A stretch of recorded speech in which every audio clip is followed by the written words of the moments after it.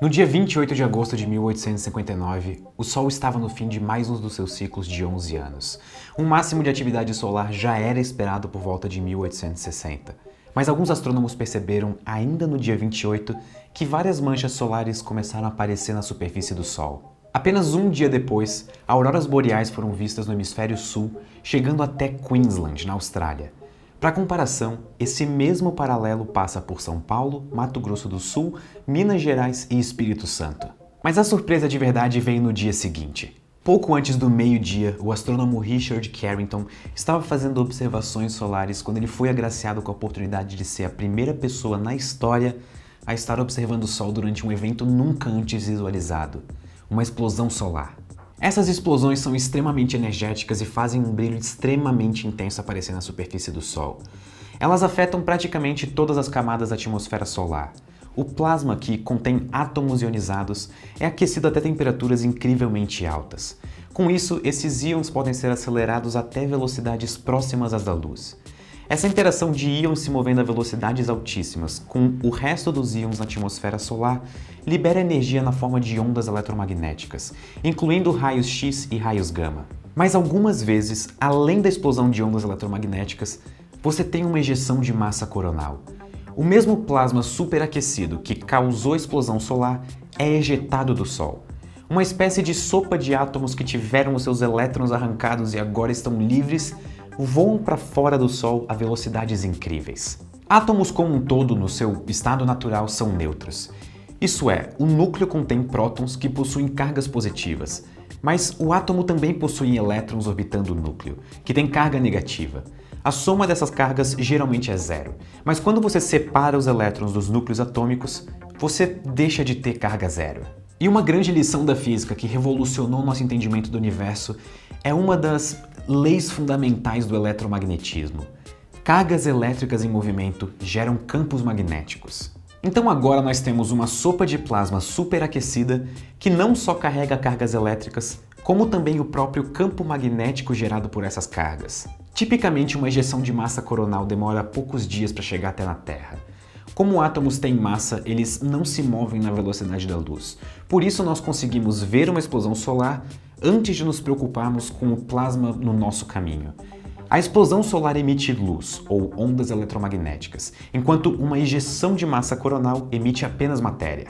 Mas a ejeção de massa coronal dessa tempestade de 1859 levou pouco mais de 17 horas para chegar na Terra, o que é bem pouco.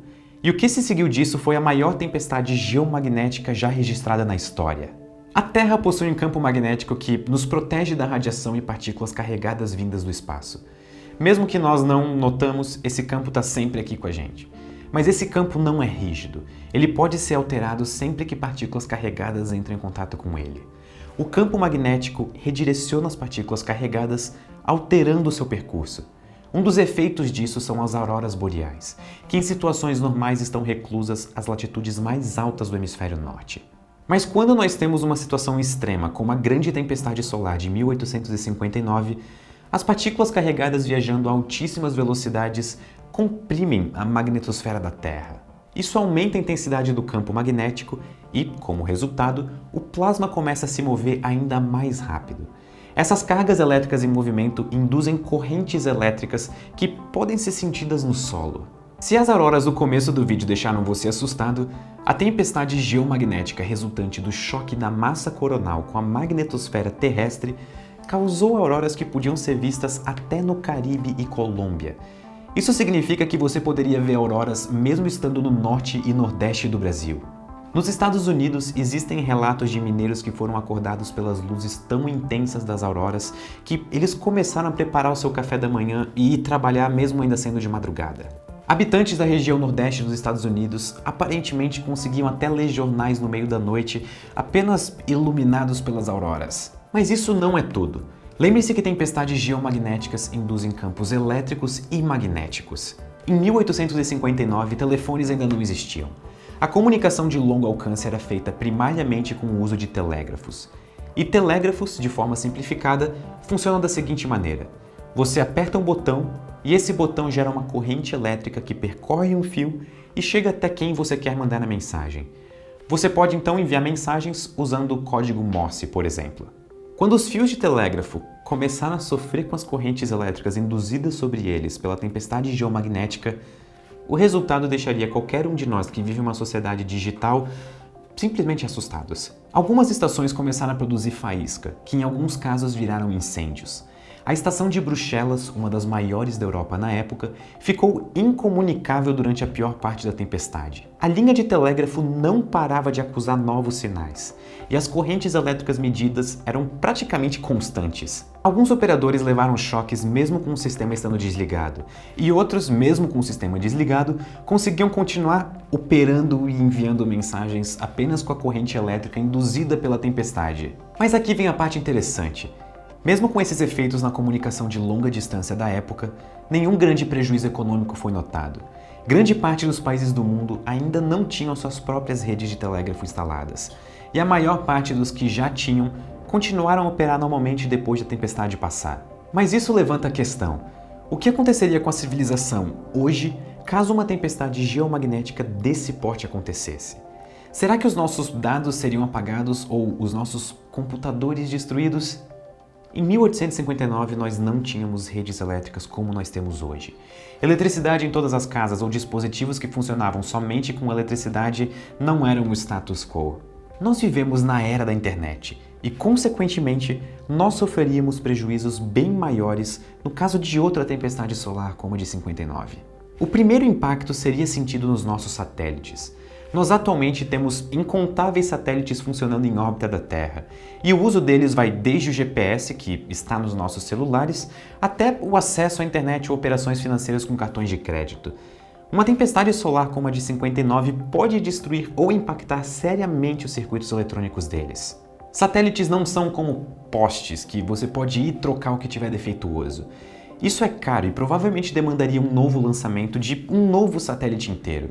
Então, se nós perdêssemos o GPS, nós teríamos efeitos negativos para a aviação, navegação marítima e praticamente todos os aplicativos que dependem da sua localização para te espionar. Sem barcos para carregar contêineres, por exemplo, nós teríamos um impacto significativo na economia global. Quem sabe até mesmo na disponibilidade de comida e objetos de uso diário no curto prazo. Outro grande sistema afetado no caso de uma tempestade solar assim seria a rede elétrica. Transformadores são projetados para operar dentro de uma certa temperatura. No caso de uma tempestade geomagnética, a corrente elétrica a mais que passaria pelos transformadores poderia quebrar alguns componentes essenciais para o funcionamento dos transformadores. Dependendo de onde você vive, provavelmente você já se deparou com um transformador estourando. Você deve ter ficado entediado por, quem sabe, algumas horas sem eletricidade até que a companhia elétrica responsável pela sua região trocasse o transformador. Agora multiplique isso por transformadores em um país inteiro de uma só vez. Não existem tantos transformadores em estoque, então é justo afirmar que um apagão generalizado numa escala dessas poderia durar semanas, meses ou quem sabe até um ano, dependendo da região. Em março de 1989, uma tempestade solar colapsou a rede elétrica de Quebec, no Canadá, em apenas 2 minutos. É o caso mais estudado dos efeitos de uma tempestade solar forte nas redes elétricas. Mais de 6 milhões de pessoas ficaram sem eletricidade por 9 horas e o impacto econômico disso foi estimado em 42 bilhões de reais. Agora pensem no seguinte: praticamente todos os nossos dados e todas as informações relevantes da humanidade estão salvos em discos rígidos, os HDs. Transações comerciais, contratos, informações de saúde no sistema de hospitais, tudo está conectado dentro dessa malha de internet. Uma tempestade solar como a de 1859 pode seriamente colocar em risco a nossa sociedade devido à maneira como nós nos tornamos dependentes de energia elétrica e armazenamento digital. Isso não é uma crítica à nossa sociedade, na verdade. Nós nunca teríamos chegado até onde nós chegamos se não tivéssemos começado a armazenar dados e fazer computação da maneira que nós fazemos. Mas precisamos levar a sério a possibilidade de tempestades solares colocarem em risco tudo que nós construímos para não ser pegos de surpresa. Muito obrigado e até a próxima. Se você gostou desse vídeo, por favor considere virar um dos assinantes do nosso canal. É só clicar no link que vai estar nos comentários ou na descrição e por menos de R$ 2,99 você pode ajudar a gente a fazer mais desses vídeos com maior frequência e maior qualidade. Toda ajuda conta.